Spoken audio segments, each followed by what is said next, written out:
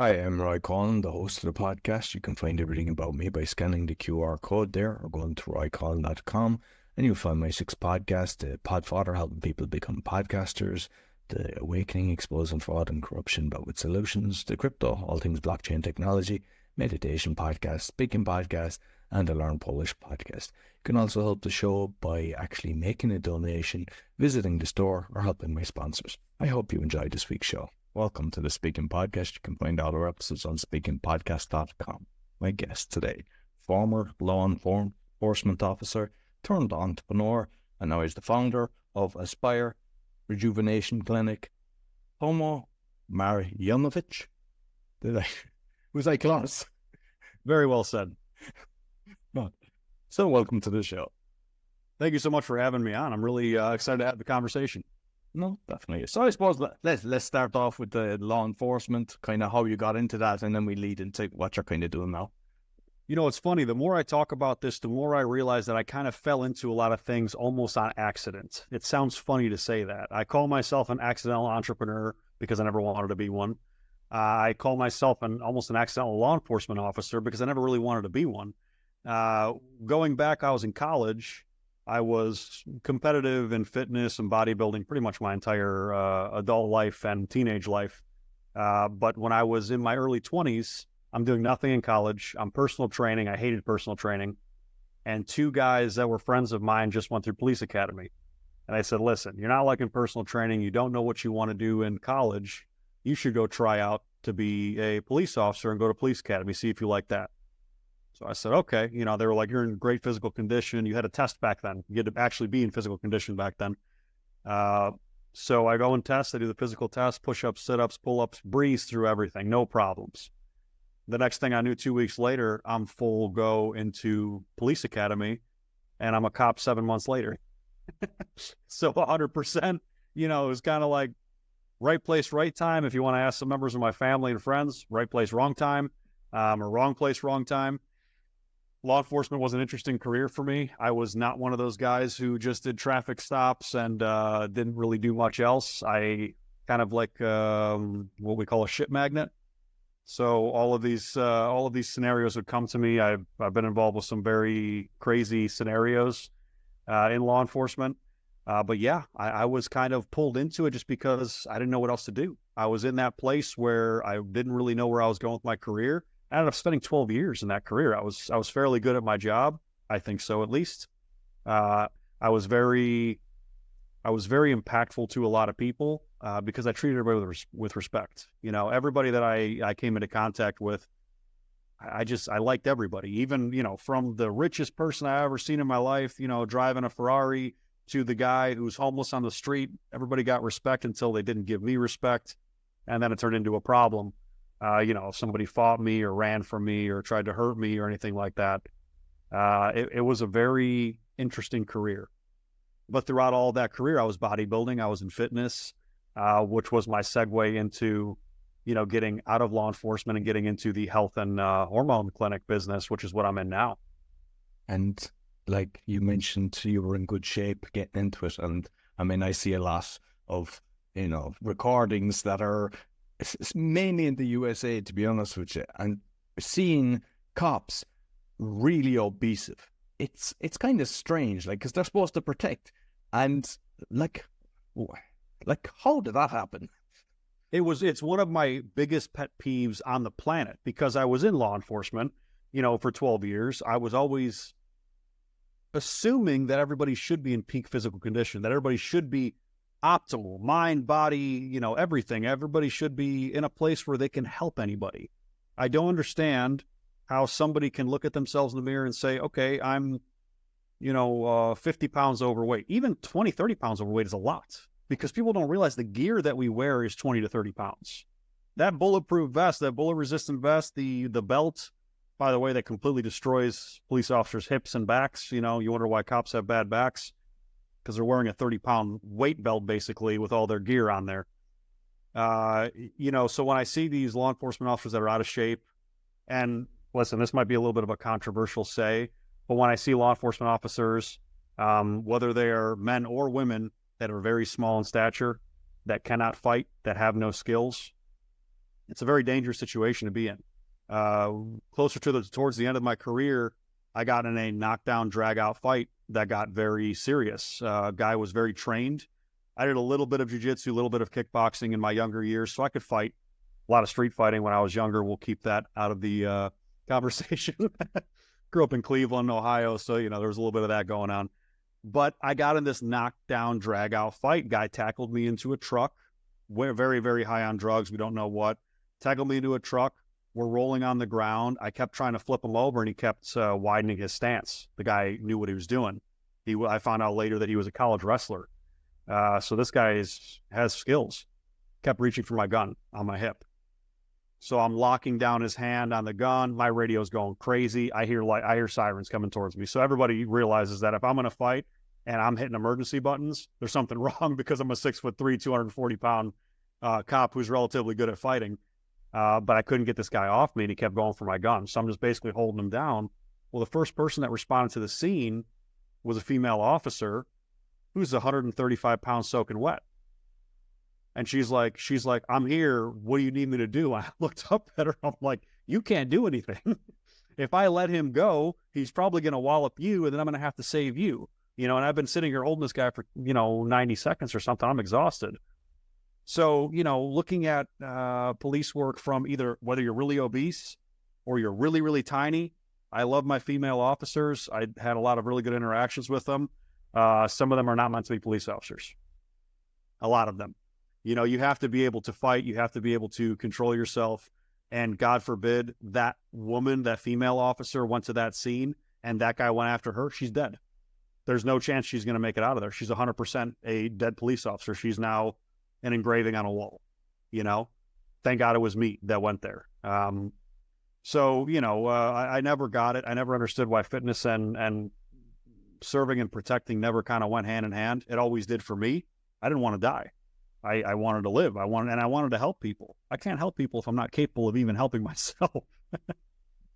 And like you mentioned at the start, that's like, irrespective of, the multimillionaire or the homeless guy, as long as you got respect, they got respect. And growing up, I grew up in a really rough neighborhood. So you were talking about fighting. I had to say a lot of fights and everything, but a lot of the police officers that they called Gardaí in Ireland, they were very respectful and there was never problems. But what I'm seeing all over the world now is like they're dressed up in military. And even when especially in the UK as well, like I've seen a lot of that, that you see people and they're protesting against terrible things that are happening and they're just being charged. And for somebody like you that has that mindset, that must be terrible to see as well, because then what happens is everybody hates you when you could be the best cop out there.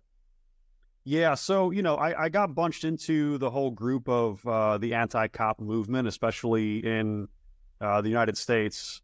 Gratefully, I got out of law enforcement before the George Floyd thing happened, which is a whole other conversation. Whatever side of the spectrum you fall on that conversation doesn't really matter. Regardless, it was a tragedy. Regardless, it brought a lot of hatred towards law enforcement. But I was in police work during Obama's presidency. And again, whatever political affiliation or whatever you think about, President Obama, he was not very friendly towards law enforcement. He had a very different perspective on how law enforcement worked. He had his racial undertones that, in law enforcement, it is what it is. But either way, I was in that place where I'm getting hated because I wear a uniform. Like, guys, I'm just a human. I'm just a normal person. This is my job. I don't take this shit that seriously, So for me, it was very disappointing. Because I only wanted to be out there and I only wanted to help people. I loved when I actually made an impact. Did I arrest people and did I have a little bit of fun arresting bad guys? Yeah, absolutely. It was cool. It's something that young men, kind of strive towards. Young men want to make an impact. They want to be powerful in a way, right?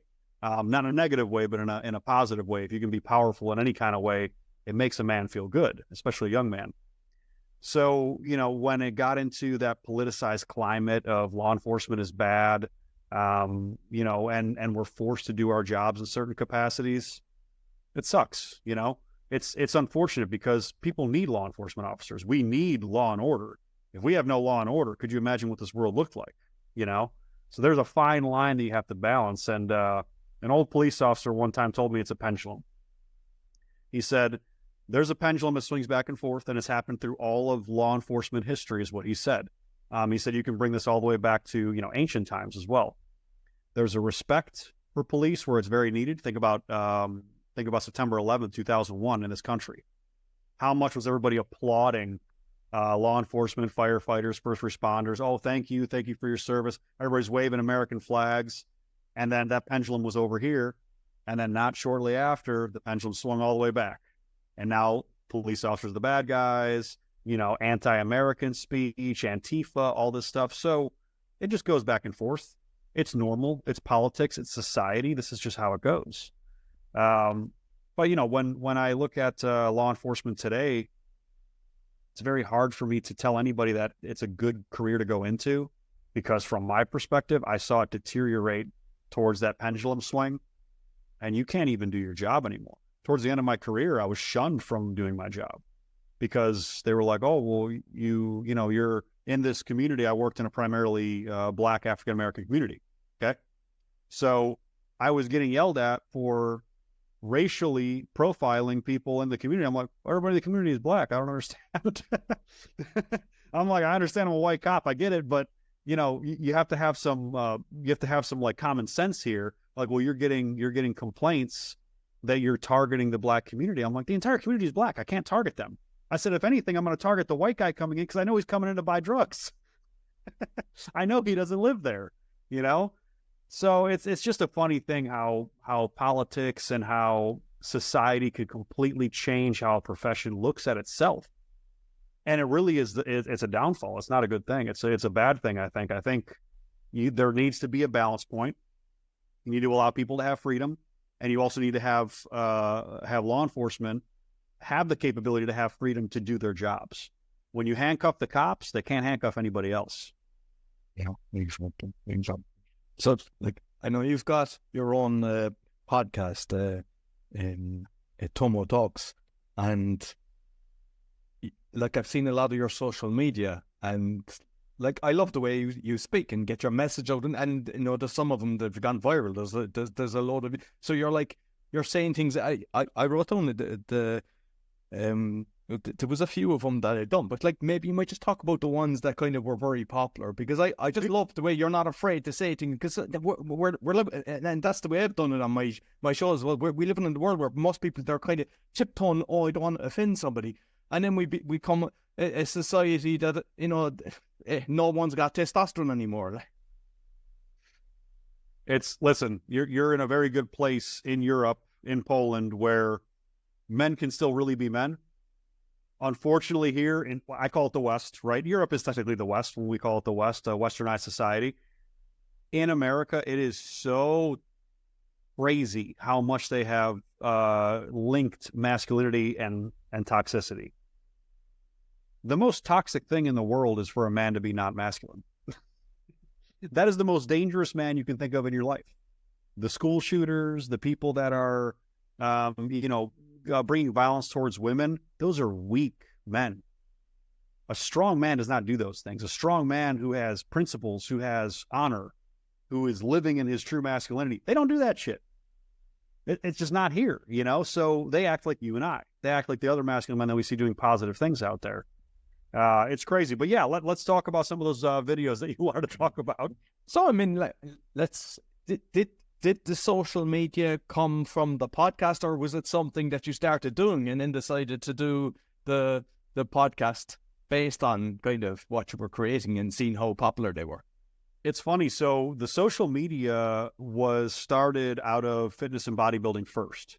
And I became I got somewhat viral, I guess, when I was still a police officer, because I was a very stout bodybuilding cop, so I'm walking around with shredded 20-inch arms, chiseled jawline. I'm 6'3". I'm a very large, muscular, imposing man. And there's pictures of me out there on social media that I post as well, some pictures of me in law enforcement uniform and other pictures of me in posing trunks because I'm posing on stage or in bodybuilding photo shoots. And I was also a fitness model. I did a little bit of acting. So I was getting out there. So my face was getting out there. And a couple pages on Instagram, on social media, shared my pictures of my story. and they shared a picture of me basically in underwear and a picture of me in full uniform, and the post multi-million likes, multi-million, all these follows everywhere, all these comments. And that's how my social media prowess really came about. And then from that stemmed me doing more social media. I really enjoyed it. I like talking. I like putting out information. Maybe I talk too much according to some people, who knows? But I started doing these things on Facebook, back when Facebook Live was very big. So I started doing these Facebook Lives, and I'm still competing at the time. So I'm on the treadmill, I'm doing cardio. And instead of me watching videos, I'm like, why don't I just do a live video myself and just talk to people and see what people want to talk about? I start doing these, and they started getting tens of thousands of views. And this was before Facebook started censoring people, by the way, because some of the things I say is a little bit controversial. So I'm doing these things, and someone says, I really love your Tomo Talks. And I'm like, Tomo Talks. I'm like, kind of a play off TED Talks, right? So I literally named my podcast Tomo Talks, and I started doing that. And we're relaunching my long form podcast actually Thursday. So I have a new guest coming in. We did it for kind of like the first real season, or the first real season and a half, at the tail end of 2022 into 2023. And we're relaunching now with our brand new studio behind me, behind this wall. This is my private office here. And we have some really cool guests and some really cool concepts to bring out. It's going to be a little bit controversial. It's going to be a little bit of topics that people are going to be having fun with. So, will we ever monetize it? I doubt it. But the idea of Tomo Talks is really just me talking and wanting to have conversations with people all over the world, just like you and I. I mean, look at us. We're thousands of miles away, and we have the opportunity to have a conversation that we would never otherwise have. And we would never be able to share this with people. So, I mean, this is an amazing thing. It's a gift, I think, for people to be able to have these conversations and have these talks. Well, absolutely. And I mean, you're talking about controversy, because my awakening one is exposing fraud and corruption, but with solutions. And I got kicked off YouTube with that. I got, Linktree, because I had links to it. They removed me. I even got a LinkedIn. I had to grovel to get that one back, because that's kind of a good business platform. But so, but all you do, I then set it up on BitChute and Rumble, and I took a screenshot of being kicked off and used that, and then jumped from the top 1% to the top 0.5% but you just have to accept it. And it's like, what I hate about that, and there's so many podcasters out there, like, they're tiptoeing around words, because you can't say this word because it's a red flag, and you have to do this. Like we were saying, poison dart instead of, and like, because I will put this one up, but if I said just say that word, then it's gone. And it's sad that we're gone to such a state that we can't even have a normal conversation, that you have to tiptoe around how these platforms are actually dictating what should be done, and instead of just being a freedom of speech. There is no freedom of speech. People, we've known there's no freedom of speech for a long time. I really, truly think that we've known that. We have just finally started to actually see the manifestation of it in media. We always kind of knew the news was bullshit, right? We knew it was not real. It was kind of a little bit fabricated. We didn't care. We've known that since the 90s, maybe even earlier. Now with podcasting, we really saw it happen through the pandemic. During the pandemic, we're like, oh, you can't say anything to the contrary of the mainstream narrative, or you're going to get booted. That's how I lost monetization on every single platform that I had. And I didn't care. I got blocked off there. I got banned. I got shadow banned. I mean, I had, tens of thousands of followers, and I'm getting 200 views per video. Come on. You know what I mean? It's crazy. It doesn't even make sense.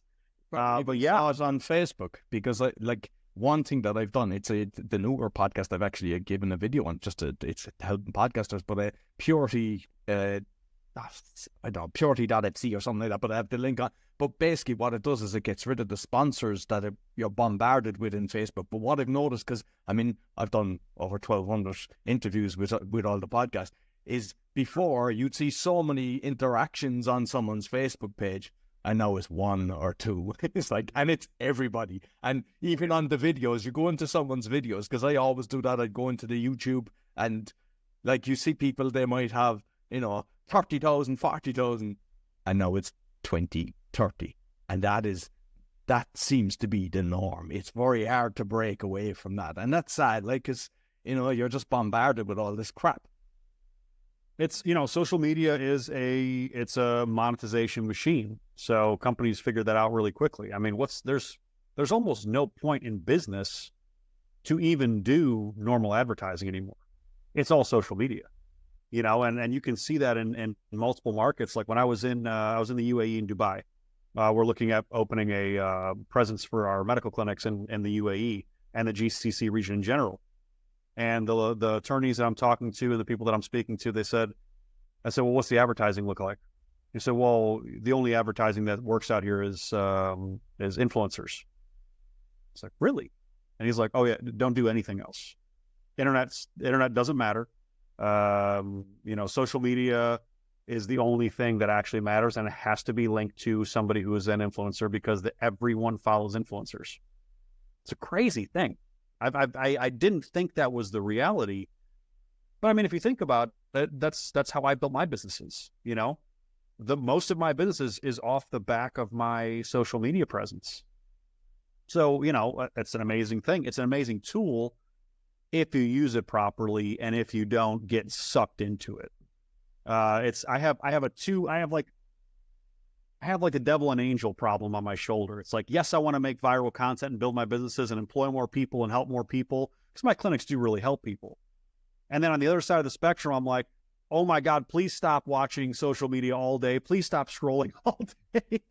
So it's a kind of good cop, bad cop, because I'm aware of that as well. Like you touch into a lot of I met a lot of the influencers, and yeah, there are some nice ones, but a lot of them, they're not, and they're loyal to the dollar as well. So you'll see them advertising, they're going into McDonald's and all this, and you're like, the amount of people looking at this, and they're promoting that and Red Bull and stuff like that, and you're going, so they don't have ethics. A lot of them, they're just whatever comes their way, they'll jump on that, and that's why. I mean, yeah. So let's touch on what your company's doing, because at the end of the day, helping people is more important than healing people. And that's the thing. I'll never take advertisements or a sponsorship from a company or something that I wouldn't use myself or believe in myself. I don't care how much money they offer me. Money doesn't mean anything to me. I don't care. I don't need money. You know what I mean? I have successful businesses. I have successful investments. I'm involved with, now they're friends. Every business partner that I have is a friend of mine, and they were friends of mine before we became in business. I don't go into business with people that I don't intimately know. It's just kind of how I work. I want to know everything about you. I want to know your family. I want to know, this is how I operate, because I want mutual benefit. If someone comes up to me and says, I want to give you $1 million for XXX, I'm like, I don't, the only thing that matters to you that I'm seeing is your money.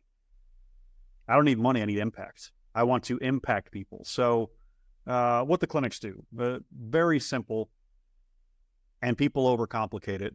We provide a service that is a holistic healthcare method surrounding hormone therapy. So we take any individual, male, female, to get their lab work done. We promote this all over the place. Go get your lab work done, whether it's through us, through another medical doctor. Check everything from every part of your hormone profile: full thyroid panel, testosterone, estradiol, progesterone, IGF-1, which is growth hormone, postcursor, a full metabolic panel, a full comprehensive blood panel, CBC and CMP is what they're called here. But check all these things. People don't even do these comprehensive blood panels anyway. They should be doing them yearly. From a young age, we should be having a baseline. And what we have discovered, and what science proves and what data proves, is that almost every single ailment that people have as they age is backtracked and related to a hormone deficiency. And when I look at that, I'm like, wow. So why isn't big medicine doing this? Why aren't doctors doing this? Number one, they're not taught that, because the books that are being taught are funded by big pharma. They're written by big pharma. So these doctors are being taught from a large extent to basically be prescribers of medication and to offer Band-Aid solutions. We are the antithesis of the Band-Aid solution. We want to take that 45-year-old male who has high blood pressure, high cholesterol, gaining body fat, maybe some mental health stuff, maybe erectile dysfunction, all these things they're kind of common, right? You hear about it all the time, especially here in America. And then we can test that man, and I can say, okay, or my practitioners can say, okay, well, here's all your blood panels. This cholesterol issue is due to your testosterone being 200 nanograms per deciliter. Oh, by the way, so is your erectile dysfunction. Oh, by the way, so is your depression and anxiety. Oh, by the way, so is this, so is this. So we just fixed all these issues that they were taking 6, 7 medications for. We fixed them with one bioidentical hormone. What did I just do? I just took tens of thousands of dollars out of the pockets of big pharma, out of the pockets of big medicine that they were going to be on for life, that would have eventually cascaded into needing more medications because all those drugs have side effects, And someone can push back on me and say, oh, well, testosterone can have side effects. It can.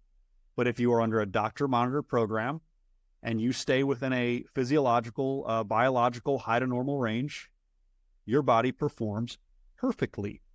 And all you have to do is look at most people between the ages of 16 and 25.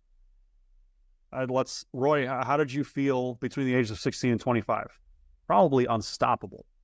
You were probably a lean, mean fighting machine, and you probably had no problems, no health issues. I was training 6 days a week. I was doing boxing, kung fu, and kickboxing. And if I had to do that, yeah. If you were to try that now with an underwhelming amount of, underwhelming amount of hormone profile, you're going to be hurting. You're not going to be able to keep up.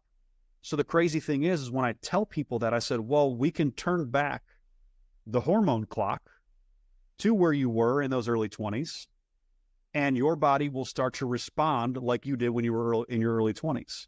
It's literally anti-aging. It's not anti-aging in a superficial way where you put some face cream on and some BS, right? This is actual turning back the clock. Your body will physiologically start to behave like a younger version of itself. And when I tell people that, they're like, wait, that's real? That's real data? I'm like, all you have to do is just go look at what people are seeing through bioidentical hormone therapy. It's baffling that this is not everywhere. It's baffling that this is not in every single person's brain and every single person's mind for medicine. So what we're doing is we are offering a way for people to take control of their health. Because the healthcare system, the medicine system, and big pharma has turned healthcare into a Band-Aid operation where you will just take more and more medications until you die. When you want to offer a different solution. When you were a law enforcement officer, did you realize that the doctors were the drug dealers? Of course. That happened when I was in my early career up in Cleveland, Ohio. The heroin epidemic started up in the Northeast and in the Midwest. So what happened was all these doctors were prescribing all of these opiates, right? And then as soon as the opiate market dried up, because they put regulation on it, what happened? They're like, well, heroin's an opiate. Boom. Heroin started going through the roof. We started seeing heroin literally overnight. The next day after that regulation passed and people realized they couldn't get those pills anymore the way they could before, I worked in an all-black African-American neighborhood in Cleveland, right? So all the suburb white kids are all coming because they were all addicted to those oxys, all the Oxycontin, all the different opiates. They're all driving mommy and daddy's Mercedes into the hood, and they're buying heroin. That's shooting fish in a barrel. That's easy, I have a random white kid coming to this neighborhood at this time of night. You don't belong here. I'm pulling you over for something. And inevitably, I end up getting heroin. And that's what caused really the opiate epidemic in the United States. Doctors started it. People don't like to talk about that. It's still kind of, the medical community doesn't like to admit it. But when you think about how medicine is taught in college, these doctors aren't taught to think for themselves. These doctors are taught to follow a script. A equals B. You have this problem, here's your drug. You have this problem, here's your drug. Oh, it caused these 2 symptoms, here's your drugs. Money, money, money. And the worst thing is, like, there's plenty of doctors, and somebody will figure out some way of curing themselves, and they'll tell them. And you would think the doctor would be delighted and start telling every patient that has similar conditions. And it's like, no. And that's the sad thing. They're consciously doing it. There's very few countries that actually educate the doctors in natural remedies and try to, work both ways. And because, like, yeah, you get hit by a bus, you will need some medication. But the reality is there's so many natural things out there that will cure people, but it's blocked. So with the testosterone and stuff like that, then, like, how often do you have to be monitored? And just because once it's in the correct levels, then there's no side effects. Would that be correct? No. So when you're in the correct optimal level, the side effects are all amazing. So people are like, oh, well, testosterone is going to help me build muscle and lose fat. I say, yeah, it's a cool side effect. I said, but the whole purpose of it is to cure your mental and physiological health. So your physiology is based, as a man, your entire body is run off testosterone.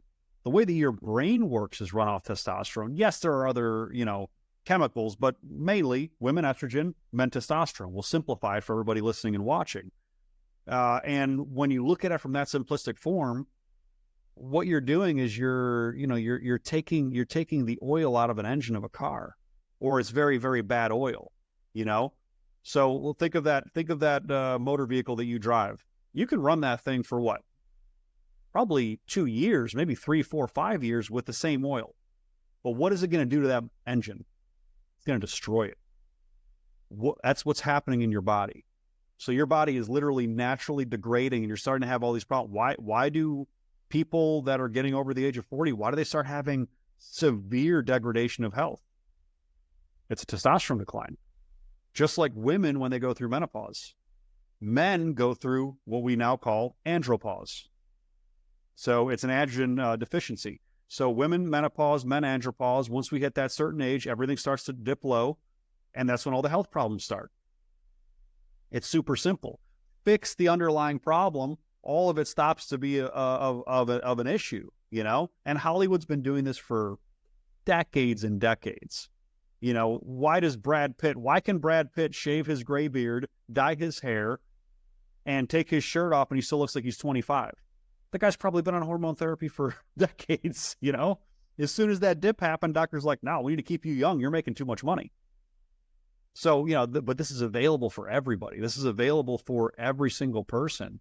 And, once you fix those major hormones, those sex hormones, you just start to thrive. And it's the most apparent with women postmenopausal. I've literally had the husbands come in, and I said, I just want you to know that you gave me my wife back. I married this person when we were in our 20s, and they went through menopause, and it's like I lost her. And then we just fixed the major hormones. She's back. Why doesn't medicine do this? It's a money thing. It's sad. And with erectile dysfunction, because, like, I remember, I think it was an Entrepreneur magazine, like, never taking the Pfizer riser, as they call it. But yeah. I remember reading, and they had 2 pages of side effects. And it was like, why would anybody pop that in their mouth? And it's, the side effect, death, heart attack, all these things. And you're going, this is insane. So, sure, like, with that, it helps with that as well. So now, with the Viagra and Cialis, so with any drug, you're going to have to put all of the side effects that could potentially happen. I'll tell you how the big pharma thing works. They have to put literally everything. So if there is a potential for someone dying, now listen, if you have a extremely high hypertensive person, and then you give them a bunch of Viagra, let's say you give them the maximum dose, they could die. So they have to put it. That's just part of the drug industry, You can take Viagra and Cialis or their counterparts, sildenafil, tadalafil, which is like the generic drug. Those are actually very healthy vasodilators. They were developed originally for the heart, not for the member. They were heart drugs. It was a side effect. Yeah, it was a side effect. And they were like, oh shit, this is a great side effect. Men are going to buy this forever. And, they made trillions of dollars off this drug that accidentally did that. But they're a very effective vasodilator. So I don't have a problem with sildenafil, tadalafil, those drugs, if they're used responsibly, But, you can overdose off a vitamin. You can die from overdosing on certain vitamins. People don't realize that. Some of the stuff you buy on the vitamin shelves at your local pharmacy that is over the counter, you can just take it. If you take triple the amount of the daily dosage or 10 times the amount of daily dosage, you're going to die. There's nothing that's going to save you.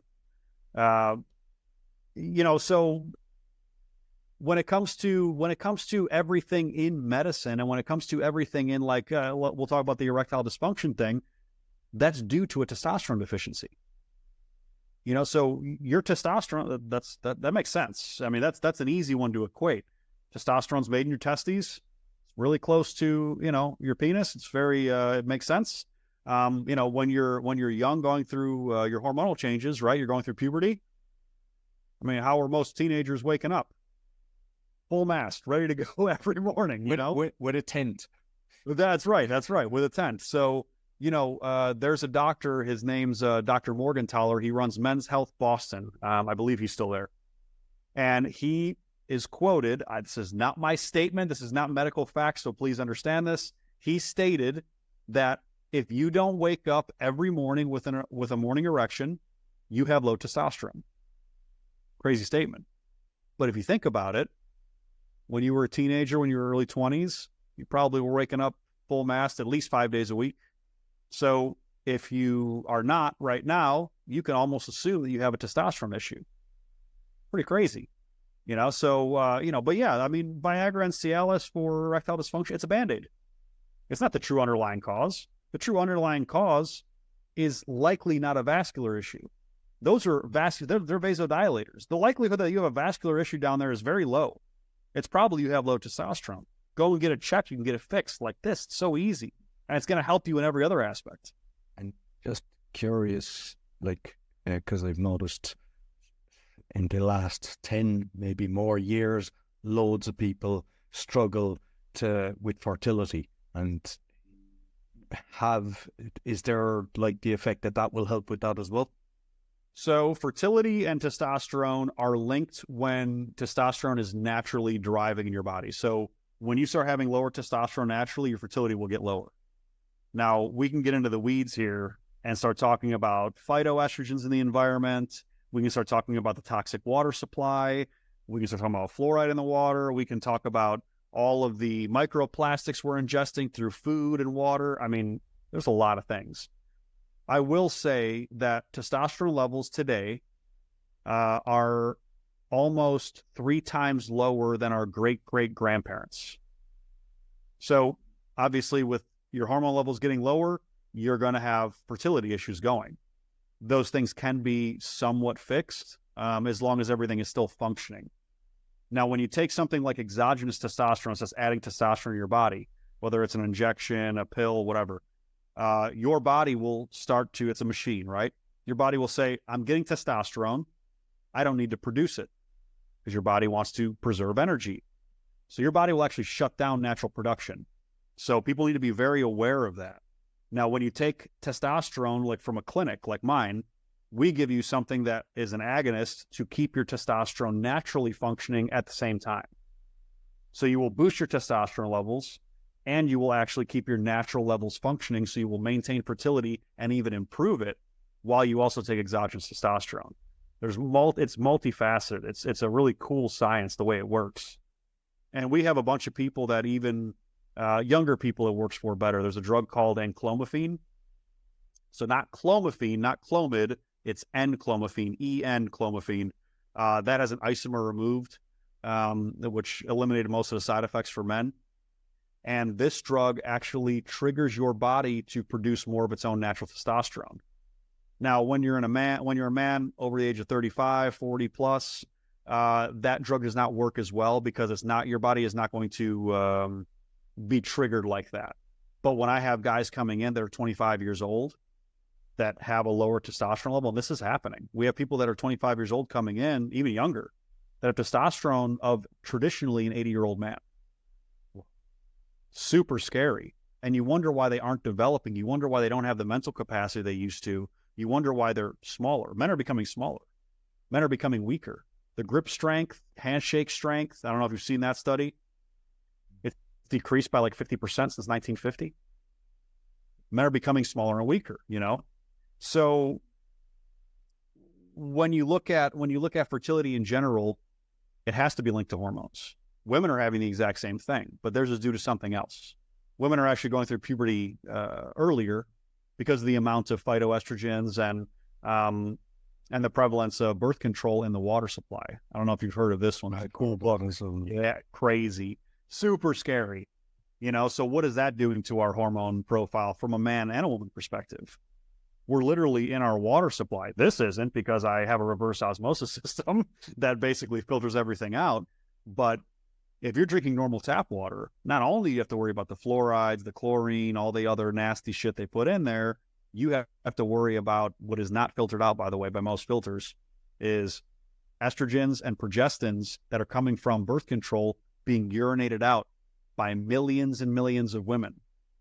People have no clue. People have no clue that the birth control prevalence in this country specifically, and people need to be aware also, the water supply is all tied.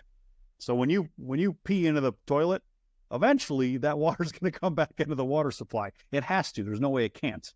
So that's how the life cycle of water works. But they can't filter those things out. So as a man, and now you're growing up, you're taking in estrogens, progestins, all these different things. No wonder your testosterone level is low. It's killing your testosterone level. It's giving you the opposite sex hormones. What do you think is going to happen? And the sad thing is, even for women that aren't sexually active, if they have acne, the doctors are actually putting them on the pill. And it's like... birth control is the worst thing that has ever happened to women. I will say it loud and proud. It is very, very easy. I'm going to get some shit for this, Roy. It is very, very easy for women to not get pregnant. They literally just have to track their cycle. They have an ovulation window. Yes, I'm sorry, you have to abstain during that ovulation window. If you do that, you will not get pregnant. It's really simple. This is not supposed to be a crazy theory. You expect us to do this.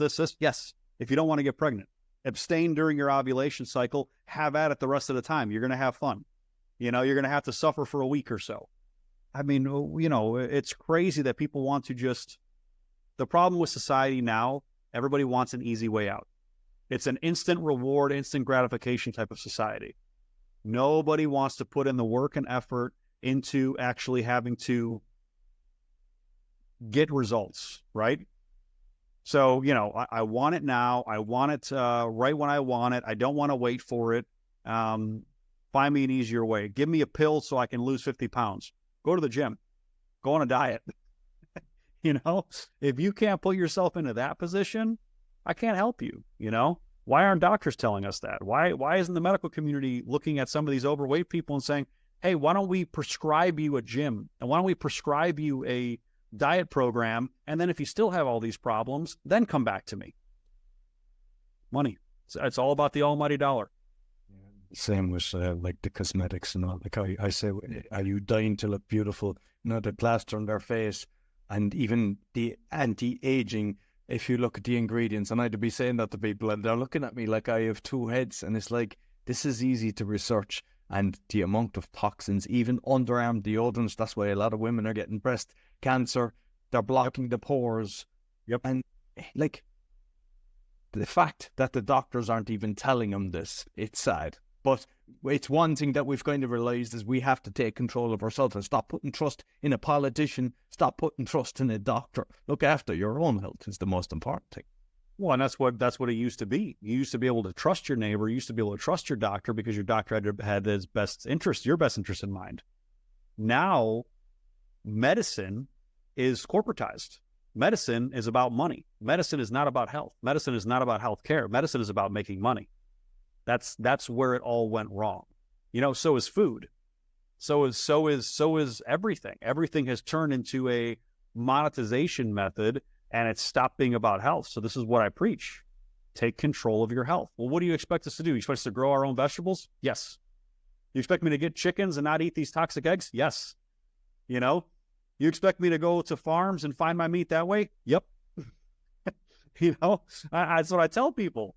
And they're like, well, that's crazy. I said, well, that's why we have so many problems, because we're not doing the simple things. I switched my entire, I don't know, I think my complexion looks very good. But I switched my entire routine for cleansing and moisturizing to a beef tallow remedy. So I'm literally using a beef tallow soap, so beef fat, right? Organic beef tallow soap. It has lye and some other stuff in it. It's unscented, but they have ones that are lavender scented. And then I use a balm that has beef tallow in it. They're like, well, your complexion's great. I said, I know. I'm not using chemicals. Look at the products that are in, look at all the chemicals that are in your soaps, in your face creams, in your face washes. Even the colognes and the perfumes. It's like, once I learned that, I was like, yeah, that's the end of that. I've never been a cologne guy. I've never worn cologne in my life. They're like, you never wear cologne. I said, no, I smell this good naturally. So you have, is it 2 clinics that you've got? Is it Florida and Pittsburgh or something? Yeah, so I currently have one in Orlando, Florida. It's actually right across the plaza over there. I have another one in Pittsburgh, Pennsylvania. We are flying to Scottsdale, Arizona to open our 3rd clinic out there. We will be doing that over the next couple of months. There'll be a 4th clinic in the Texas area. And then after that, I have a list of people that are waiting to partner up with us to open these clinics. So is it kind of like that you're kind of got franchising it, that it could be international, or what's the... It will be international. The next 2 international locations are going to be London, of all places, which I'm not a huge fan of London, but it'll hopefully be outside of London. And the other one will be in the UAE and Dubai. Dubai has a little bit of legal stuff that we have to get through first. Completely different legal system, completely different business system. It's a straight... I tell you something, though, there's a guy that I'm in a mastermind group, and he's actually English, has been living there for 28 years. He went to get his eyes done in Vietnam or something, or Thailand, and they wouldn't let him back into the country. They said his permit expired. And yeah, for somebody living, there's so much weird. So yeah, you just have to be aware in there, because they said, oh, there's no tax, but they extract it from in so many other ways. Of course. And, you know, you have to pay attention. You have to have good lawyers in a place like that. And it's a monarchy. Like, you know, there's a royal family. There's not, you don't have the democracy and the certain laws. If they say something goes, it goes. That's all there is to it. There's no arguing it. So, you know, getting into that area is going to be very interesting. But I'm not really doing a franchise model. I'm doing a partnership model. And there's a very good reason for that. It's because I want to maintain continuity of the brand. And I know I can do that through contracting, but, you know, if somebody wants to, they can go and do whatever they want in a clinic that I sell them, right? And what's my recourse? I have to sue them. I have to go the legal action. I can't go, you know, old school and, you know, hey, I'm going to rough you up behind the building because you're doing something wrong. You know, you go to prison for that these days. You can't do that anymore. So, you know, you have to go the legal route, which takes money and time. So it's better for me to offer somebody, and I screen these people very thoroughly. It's better to me to offer a 40% stake in our clinic. You get 40% ownership. It's a very minimal cost for them in a relative term. You know, it's a few $100,000. But you're going to own 40% of a very well-organized clinic. We do everything for you. We help you with staffing. We help you with management. We help you with that. You can be as involved as you want. If you want to be the manager, okay, you're going to get a manager's salary as well, because that's something that we need to pay. So we have plenty of people that are interested in doing this, and our model, I think, is going to be better than franchising, because it's not just I'm handing them a book. Here's a book, put our logo on the wall and have at it. That doesn't work for me. I need to have the assurance that someone is taking my brand, that someone is taking my vision, and they are sticking with it, because our vision works and our vision has a purpose. We're here to help people. We're here to make people healthy. We're not just here to make money. Money is a side effect to us helping people. That's how I think about it. You know, so I would rather not make as much money. If I franchise this thing, I could probably make several $1 million very, very quickly, and I could, you know, sail off into the sunset. That's not my prerogative. My prerogative is to be able to reach millions and millions of people, make a healthcare revolution, and make people realize that they have a choice, that they can actually do something for themselves and push the healthcare system in the direction they want to go, instead of the direction that they're pushing them, which they have to go. And for those that are outside of them regions, is there services online that people can kind of do and get testing locally, or how's that done? we're going to actually by the end of the first quarter of this year, we have a brand new website coming up. We have I just invested a ton of money into our new software, EMR, EHR, basically our software system that houses our patient information. And we have a telemedicine capability through there. So we're going to open up an international telemedicine arm that is going to be, it's going to be consultory only. We can't prescribe, obviously, out of the country. So it's going to be a consulting service, and you're going to be able to consult with medical professionals about your labs. It'll be, so if you got labs in Poland, we would be able to consult with you on your labs, but it would be non-medical advice. It'd be very clearly on that form that you are not getting medical advice. This is consulting only, for a nominal fee. And you basically will get an hour with this doctor or professional, whichever one it is. We have a biologist on staff as well. So, we have people that are extremely educated in these fields. And, I think our biochem guy probably knows more about these drugs and methods than our doctors do. It's crazy. This kid is wicked smart. So, you'll be able to consult with these people, and then you can take your own actions in the areas that you're in. You may have some headaches and hiccups finding a doctor to prescribe certain things for you, but we definitely want to make sure that we are spreading this information, that we are gathering information from all over the world. Because listen, if you do something in Poland, or if this gets out in that area, right, and people listen to this podcast, and we start getting a drove of people from Poland, I'm opening a clinic in Poland. That's what's happening. I'm going to do that because it makes sense. If there's a drive for traffic in that area, I want the opportunity to help people. I don't have $100 million to open 100 clinics all over the world yet, but I will. I would love to be in every country on the planet. I would love for this to be a massive corporation that is changing the healthcare game. That would be an amazing goal for me. Fantastic. Listen, Tomo, thoroughly enjoyed the conversation, and I know there's plenty more things that we can be discussing, but we'll save it for another day. So I'd love to get you back. So you might let people know how they can contact you. Yeah, so the easiest way to find me is tomomarjanovic.com, TOMOMARJANOVIC.com. I know it's a mouthful. You can find my clinics at AspireRejuvenation.com. It's ASPIRE rejuvenation.com. And then all the social medias, search Tomo. If you put Tomo and the letter M, I'll probably come up, and you'll see some of my very fun videos on social media. And you can follow me on YouTube on Tomo Talks. We'll be on YouTube, Rumble. We're on Spotify, Apple, all the normal podcast channels. And we're going to be having some awesome guests on there. Most of them will be live. We like doing in-person stuff. So, Roy, maybe I can coax you to come out to the United States, to Florida, get some warmth and sunshine, and maybe we can have an in-person podcast one day. Yeah, that would be nice. Yeah. Well, I've been to Florida before, and I thoroughly enjoyed it, so why not? Perfect. Well, thank you so much for the conversation. I appreciate you having me on. Oh, no problem. Thank you very much. I'll make sure I put the links, both the audio and the video. I'll put your social media as well as the website. So thank you. Thank you, sir.